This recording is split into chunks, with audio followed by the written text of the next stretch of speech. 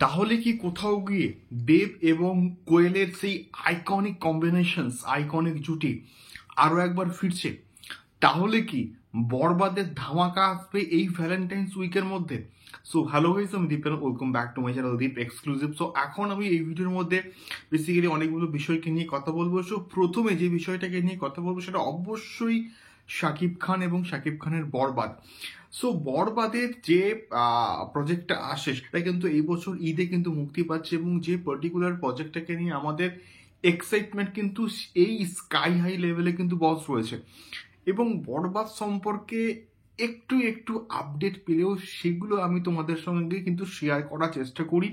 তো বরবাদ সংক্রান্ত প্রচুর ভিডিওস আসবে, এবং বরবাদ সংক্রান্ত ভিডিওসগুলো দেখতে গেলে অবশ্যই কিন্তু চ্যানেলটিকে প্লিজ একটুখানি সাবস্ক্রাইব করে কিন্তু সঙ্গে থাকতে হবে। এবং আমাদের কিন্তু একটা ফেসবুক পেজ রয়েছে যার নাম দীপ এক্সক্লুসিভ, এবং সেখানেও আমরা কিন্তু কন্টিনিউয়াসলি শাকিব খান এবং টলিউড বলিউড সংক্রান্ত প্রচুর ভিডিওস দিই এবং আপডেটস দিই। সেই পেজটিকেও কিন্তু তোমরা প্লিজ একটুখানি ফলো করে দিও, নাম হচ্ছে দীপ এক্সক্লুসিভ। তো বরবাদের কিন্তু ডাবিং হচ্ছে, এবং এটা একটা সুপার সুপার এক্সক্লুসিভ একটা আপডেট। থাকা কারণটা হচ্ছে মেহেদী হাসান হৃদয় কিন্তু আজকে তার স্টোরিতে একটা কিন্তু ছবি শেয়ার করছেন, এবং সেখানে কিন্তু তিনি লিখছেন যে ডাবিং বলে। তো এটা মানে আর কোনো কিছু নয়, এবং শাকিব খান এবং মেহেদী হাসান হৃদয় ভাইয়ের কিন্তু কলকাতায় আসার কথা ছিল, এবং এখানে এসে ডাবিং হওয়ার একটা আমরা কথা শুনছিলাম।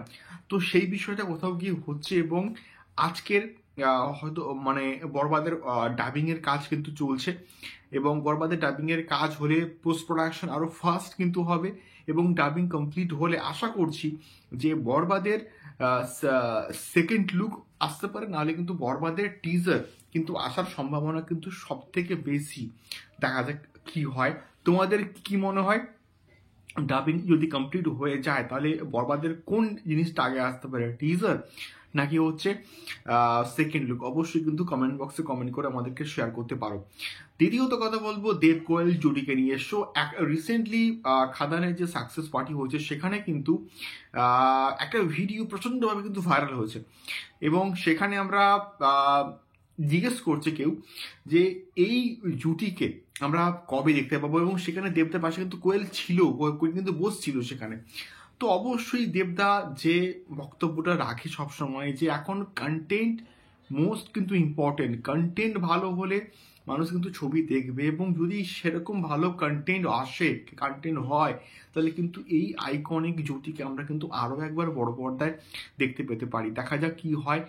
সো এটাই ছিল মেনলি দুটো বিষয় তোমাদের সঙ্গে শেয়ার করলাম। ফিডব্যাক জানিয়েও দেখা হচ্ছে পরবর্তী ভিডিওতে। টাটা।